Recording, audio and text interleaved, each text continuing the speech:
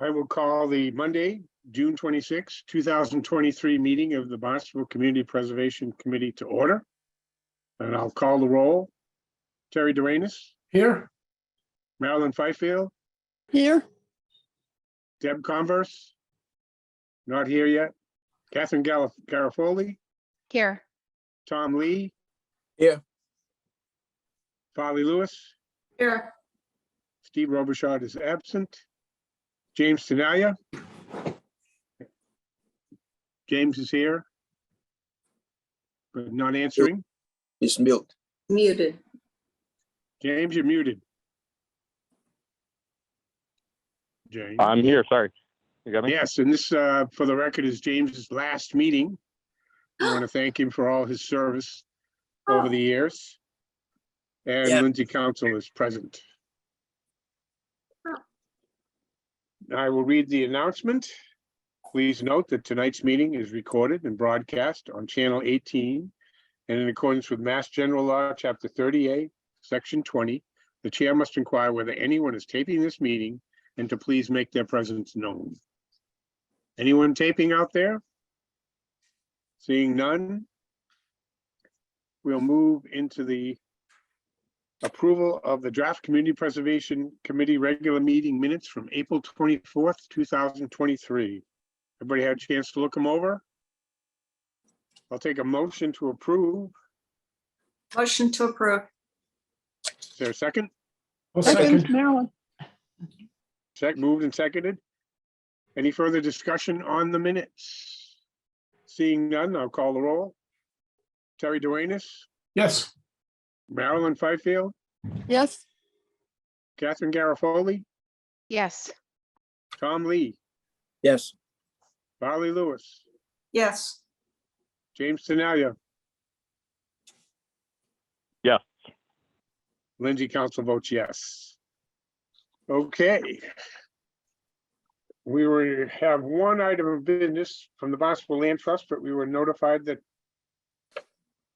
Janet Milkman is running a little late, so we'll go into a little cleanup we need to do. It's an updated vote for the CPC authorization for the use of Sturgis Library's remaining balance in the amount of $36,714 for the replacement of the archive climate control system. At the last meeting, we didn't have that number, and we need to put in a exact figure to send it to the council. So if it would be moved and seconded to authorize the $36,714 for the replacement of the archive climate control system at Sturgis Library, is there a motion? I will So make moved. the motion as read by Moved, second? seconded. Any further discussion on that? Seeing none, I'll call the roll. Terry Duenas, Yes. Marilyn Fifield, Yes. Deb with us yet? No. Catherine Garofoli, Yes. Tom Lee, Yes. Farley Lewis, Yes. James Tenalia, Yes. and Lindsay Council votes yes. Okay, that piece of business is behind us. Janet is here. Janet is here. Very good timing. Perfect. All right. We will move back to letters of intent. You just speed? A letter of intent from the Barnstable Land Trust requesting $905,000 in community preservation open space funds for acquisition of a conservation restriction on lots 3 and 4 for a total of 5.5 acres located on Wheeler Road, Massachusetts, and fronting on Middle Pond. An application for a Massachusetts land grant fund for $480,000 will be submitted and will reimburse the Community Preservation Fund if granted. The entire project cost for the purchase of 9.5 acres by BLT is $1,825,000, with a conservation partnership grant of $175,000 being applied for by BLT to fund acquisition of Lot 1. Lot 2 will be acquired through funds raised by private foundations and donations.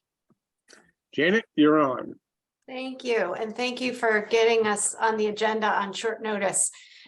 This project has been in the works for quite a long time, but as many of you know, and with many land projects and probably other projects as well, there's no rhythm to it. So you get to the end when you get to the end, and you hope the timing all works out. So the Wheeler family first reached out to us about 4 years ago. And then the parents died, and there's 5 siblings, and took a while for everyone to sort of come together and figure out what they wanted to do with the property. But what they would like to see is to have it be in conservation in perpetuity. So that's what we plan to do. And we have, as you saw, negotiated a purchase price. We had it appraised, and the appraised value for highest and best use would allow for 4 house lots, all with pond frontage. So the appraised value was 2.6 million. We are happy to have gotten to the price that we got to, although it's still a heavy lift. But it is such an amazing property. With the conservation values that we outlined in the letter of intent. But Sarah, if you can show the visuals, I hope this will also tell the story a little better. So this is just to orient you. I'm sorry, it's not a great shot, but the 3 ponds are the Indian ponds, and the star there is where the project is. So it's off of Wheeler Road, off of Race Lane. And if we go to the next slide, you can see there are 2 parcels that directly abut Fuller Farm, which is the 22-acre farm that Barnstable Land Trust owns on Route 149. And if you keep going, this is just an aerial view. There is a house on the property. This is one of the lots. Keep going. I didn't realize I put all of these slides in here. Keep going, please. Go on. Okay, so next one. Yeah, okay, so this is a very, very preliminary draft, but what it does show you is the Fuller Farm, the field portion of the Fuller Farm property, which is at the bottom outlined in green. The Wheeler property is outlined in blue. And what we wanted to show with this was the potential for public access, a trail. I should say up front that the little piece in yellow connecting the Wheeler property to the Danforth property may be a private way. So this may not be a possibility to connect to the Danforth property, but in our ideal world, in an ideal world, we could connect to the Danforth property, which would connect to the airfield and connect to West Barnstable Conservation Area. But what may happen, and another scenario also very good, is that the trail around Fuller Farm would connect to the Wheeler property and allow for walking access to Mill Pond. There would be no parking on the Wheeler property for public access, but there would be parking at Fuller Farm. And again, this is just preliminary, but to give you a sense of how we're thinking about the public access for the property, since we are asking for a big chunk of public funding for this. If you go to the next slide, this just shows, this is the image that you have in your packet, just showing how the lots could be divided up and where the house lot is. So what we would be asking for is for CPC support for lots 3 and 4. Lot 2 is a house lot. We intend to keep the house and use it for caretaker / staff / land steward or AmeriCorps housing. And then lot 1 would also be purchased for conservation, but that would be BLT purchasing it. And if doing it this way allows us access to 2 separate pots of money from the state. The state can apply for what's known as a land grant for lots 3 and 4.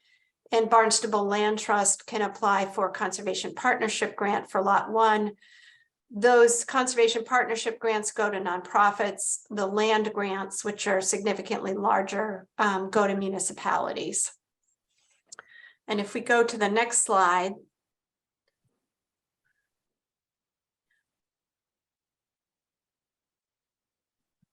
There should be some photographs in there. That was the last slide. Okay, all right. Well, I'm not going to show you the beautiful photographs, but it's a really lovely property. It was owned by Wilfred Wheeler initially, who owned most of the land on Wheeler Road, and he was a nurseryman. He was known for his hollies, and there are many, many specimen hollies on the property. And he also, the family also grew the hollies in Mashpee, which is now, that farm is now Lowell Holly, owned by the trustees of reservations, and in Falmouth at the property now known as Shumet, which is owned by Mass Audubon. So this would be the third and final piece of the holly nursery remaining in conservation. And let's see, what else do I want to tell you? The CPC funding would allow us to leverage a really significant amount of state money, as I said. So 1.825 million, about 450 of that could come from a land grant and another 175 from a conservation partnership grant, and Barnstable Land Trust would be responsible for raising the remainder, close to $800,000. So it would be an incredible opportunity to protect a really big parcel, one of the few big remaining, mostly undeveloped parcels on pond front with critical natural habitat as designated by the state, and a wildlife corridor by connecting to the 22-acre Fuller Farm. So I think I'll stop there and Very answer good. any questions. Thank you. Questions from members? Any? Yes, Catherine. I think this is a really exciting project. I think that it's a great opportunity to not only like protect the water quality around Middle and the Indian Ponds complex, but the fact that it's adjacent to Fuller Farm, the fact that it does have an opportunity to connect trails. I think that this is a critical project for the mills. Anyone else? Yep, I totally agree Go with. ahead, Polly. Yeah, totally agree with what Kat said. This just seems like a absolute gem, to add to the portfolio here. So the only question I would have is, how are you able to ascertain whether you are going to be able to transit across that potentially privately owned right of way? Yeah, that's really high on our list to figure that out, but it's just a matter of looking at the deeds and the history. Ellen has started on it, done a really good job sort of starting to get into that. Some of these deeds are pretty old and unclear, but we'll have our attorney confirm that. And then, you know, even if it is private, we'll certainly try to talk to the owner. Because wouldn't it be amazing to be able to, you know, Yeah, park in West Barnstable and walk to Marston's Mills and vice versa. yeah. Oh, that'd be great. With a little stop at Mystic Lake and a little stop at Middle Pond. Okay, anyone else? Tom? Do you have any? Janet, what kind of timeline are you looking at for your That's what I- application to the state for the grants? Yes, thank you for asking that, Tom. So the family, this is sort of what I started this conversation to get to this point, and then I forgot to make it, but the family, we finally came to agreement just a couple weeks ago, and the family wants to close by June 2024. So in order to get state grants to do that, we have to apply for the July round of grants. So that's why we're here at this meeting, asking for at least, you know, the initial letter of intent level of support, so that when we apply, the grants are due July 13th and July 17th, that we can say there's at least this initial level of support to proceed with the request. And so that, so basically the timeline is to close in a year. And the grant funding would be made available as reimbursement. And so we would have basically a year to do the rest of the fundraising. Do you need any support from the conservation? I believe we do. I believe for the grant application, a letter of support from Concom would be very, very helpful. Okay, we can talk after the meeting. Okay. Anybody else? Seeing nothing from members, is there anyone from the oh, Terry? I do have one question. The request for $905,000 has a reimbursement component of $480,000. So what we're doing is we're going in with the 905, and then if everything Right. falls through, we get that reimbursed back. Yes, Just to make it clear. It was pretty clear in the paragraph, but we do have to apply for that grant, and we need the town manager's permission for that, and get his permission to go through staff and apply for that, but we're ready to do it. So as soon as we can get to his ear, we will get that permission. Anything else from members? Yep. Seeing none, anyone from the public here to speak on this matter? Seeing none, is anyone, what we'd be asking for tonight is to move this letter of intent to full application and to support the application for a grant to support the purchase of the property. So moved. Second, All right, that was pretty quick. Any further discussion on the motion? Did we leave anything out? No, seeing none, I'll call the roll. Terry Duenas, yes. Marilyn Fifield, Yes, Deb Converse, Deb hasn't joined us. Catherine Garofoli, Yes. Tom Lee, yes, Farley Lewis, Yes, James Tenalia, Yes. and Lindsay Council votes yes. Thank you very much, Janet. I'll keep you posted on the submission of the grant, and we'll go from there. Thank you all very much. Yep, thank you. you're very welcome. Thank you. Okay. That's it for letter of intent. We had no other applications for this month. We did, however, receive some correspondence. We received our Community Preservation Fund balances reports from Mark Mill. And look those over if you have any questions.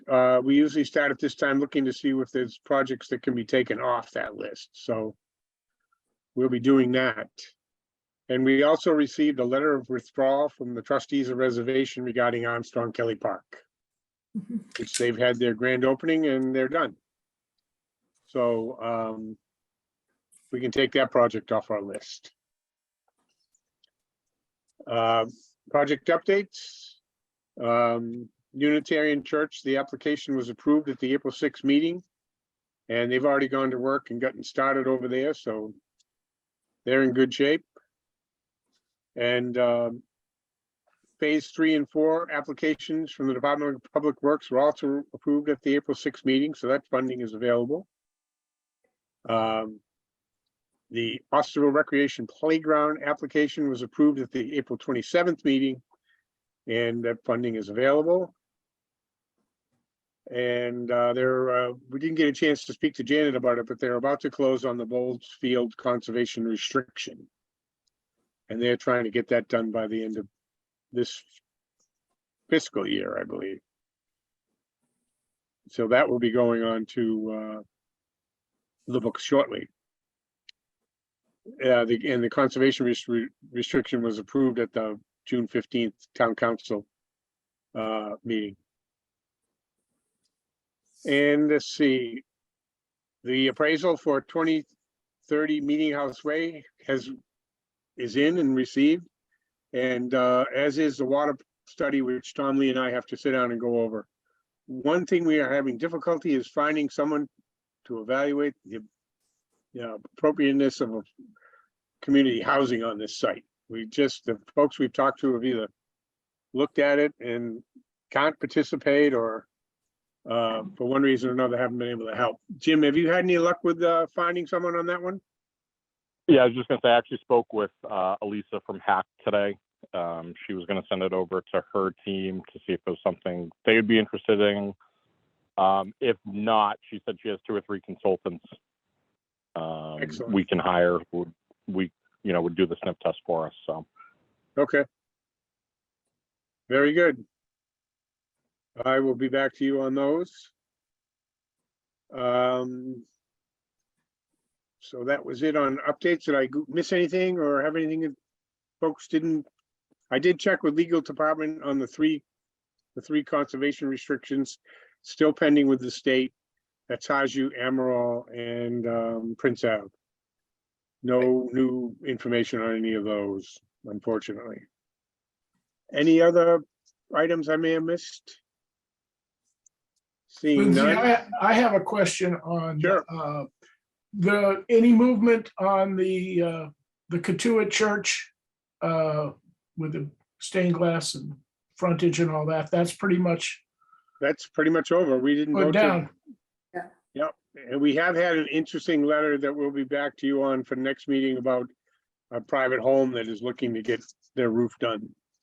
And that's gone to legal. Again, it's going to come down whether you can get whether we're going to do these private restrictions and, where we're going to take that. So you'll be hearing from that in the future. Let's see, anything else?